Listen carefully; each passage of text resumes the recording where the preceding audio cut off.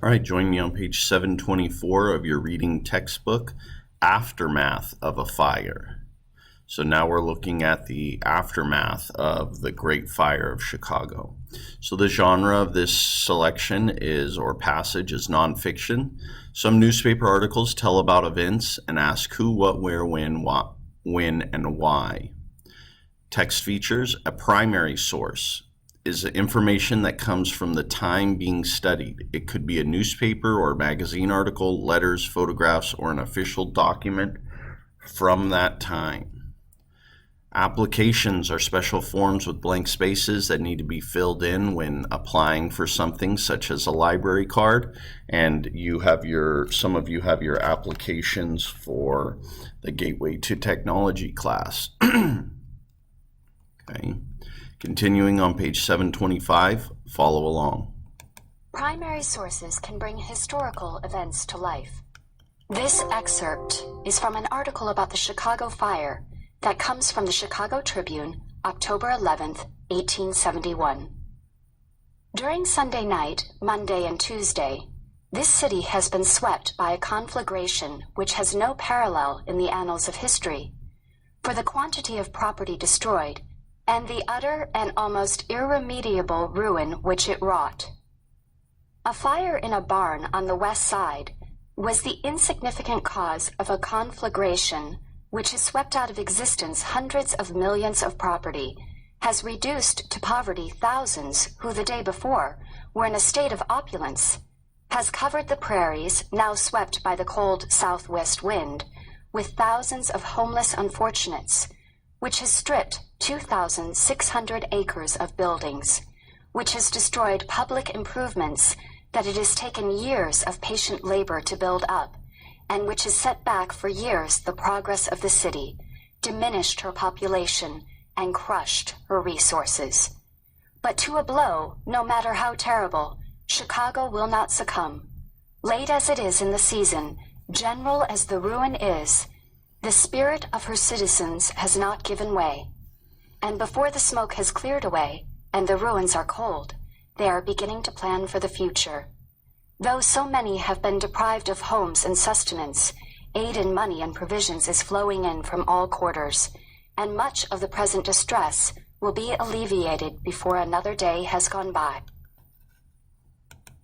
Okay, continuing on page 726. About a month later, Frederick Law Olmsted wrote an article about the Chicago fire for the magazine The Nation.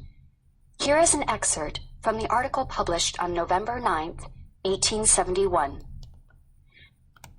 Chicago has a weakness for big things and liked to think that it was outbuilding New York. It did a great deal of commercial advertising in its housetops. The faults of construction as well as of art in its great showy buildings must have been numerous. Their walls were thin and were often overweighted with gross and coarse misornamentation.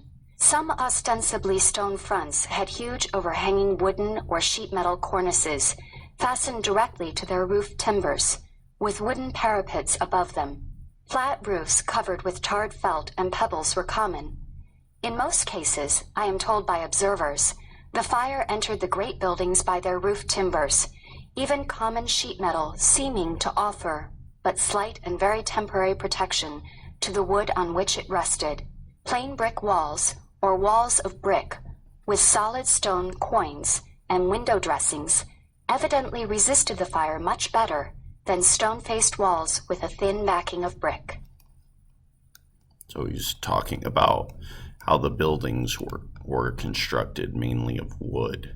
They would make them look like it was brick and things like that, but most of it was actually wood. Okay, continuing on 727. A public library is a good place to do research. Here is a sample of an application for a library card. Okay, so you're going to want to read the instructions for the library card. It says, please fill in the information requested. Your new library account will be assigned a barcode ID. To obtain your card, you must bring to the library a photo ID or provide 2 other forms of identification, such as a utility bill or bank statement, etc. etc. To verify your name and address and to sign this printed form in the presence of a librarian, applications must also be signed by a parent or guardian for all children under 12 years of age. So you see name, they want last, first, and middle name, home address, city, state, and zip code, home phone number, California driver's license number, date of birth, mailing address if this is different from your home address. If not, you can leave that blank. And same with city, state, and zip. And parent name if applicant is under 18. And they must also be signed by a parent or guardian for all children under 12 years of age. All right, thanks for listening and following along. Now you're going to be answering these 3 questions in your Google Classroom.